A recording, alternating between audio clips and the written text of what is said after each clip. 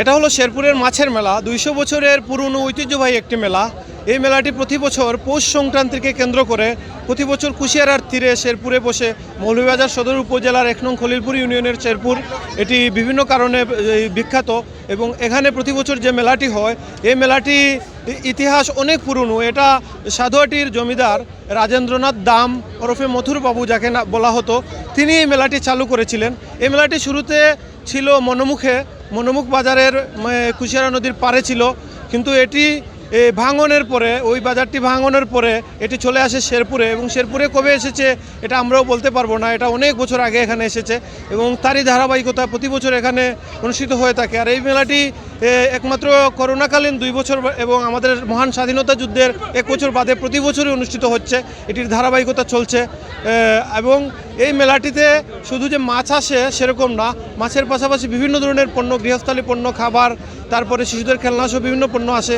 এবং একটি তথ্য শুনলে অনেকে অবাক হতে পারেন যে এই মেলাটিতে প্রতি বছর শুধু 24 ঘন্টায় 5 থেকে 7 কোটি টাকার মাছ বিক্রি হয়ে থাকে এবং দূর দূরান্ত থেকে বিভিন্ন হাওর, খাল, বিল, নদী নালা থেকে বিভিন্ন জায়গা থেকে দেশের বিভিন্ন প্রান্ত থেকে মাছগুলো এখানে আসে এবং এই মাছগুলো এখানে বিক্রি হয়। এবং শুধু যে বিক্রি হয় তা না, দেশের বিভিন্ন প্রান্তে ছড়িয়েও পড়ে এবং বিভিন্ন শৌখিন মানুষেরা এখানে ছুটে আসেন। আর এই মেলার সবচেয়ে বড় অনুষঙ্গ যেটি না বললেই নয়, যে এই মেলাটি হিন্দুদের যে পৌষ সংক্রান্তিকে কেন্দ্র করে এটি শুরু হলেও এই মেলাটি এখন হিন্দু, মুসলিম, বৌদ্ধ, খ্রিস্টান এবং সব ধরনের মানুষের একটি মিলন মেলায় পরিণত হয়েছে এবং সব ধরনের মানুষ এটাকে একটি উৎসবের আমেজে পালন করে থাকেন। অত্র এলাকায় এই মেলাটি যখন আসে একটি উৎসবের ভাব বিরাজ করে থাকে এবং প্রচুর দর্শনার্থী এখানে ছুটে আসেন। শেরপুর মাছের মেলায় আগের বারের চেয়ে এবার প্রচুর মাছ আমদানি হয়েছে। একটা বিষয় খেয়াল করছি, যেটা সরকার নিষিদ্ধ, বাঘ মাছ প্রকাশ্যে বিক্রি হচ্ছে। এদিক দিয়ে প্রশাসন কোনো নজর নেই। আমরা চাই বিলুপ্তপ্রায় মাছ টিকে থাকুক আমাদের দেশে এবং এই দিক দিয়ে প্রশাসন নজর দেওয়া দরকার।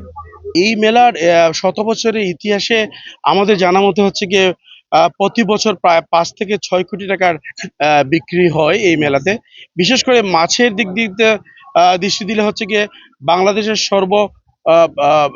সর্ববৃহত্তম মাছগুলা এই মেলাতে উপস্থাপন হয় এবং বিক্রি হয় বলে আমাদের এখনো জ্ঞাত আছে। এবং সাথে সাথে হচ্ছে গিয়ে অন্যান্য যে দোকানপাটগুলো রয়েছে, বাংলাদেশের প্রত্যন্ত অঞ্চল থেকে এই দোকানপাটের উপস্থিতি ঘটে এবং ইতিহাসে ঐতিহ্য বহন করে এই ক্ষুদ্র এবং মাঝারি শিল্পের এই দোকানগুলো।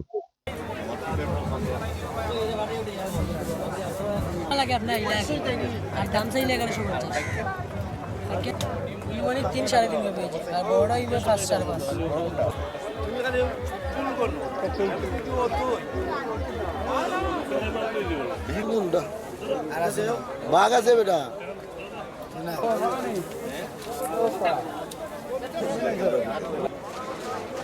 গোয়াল কত টাকা না হইলাম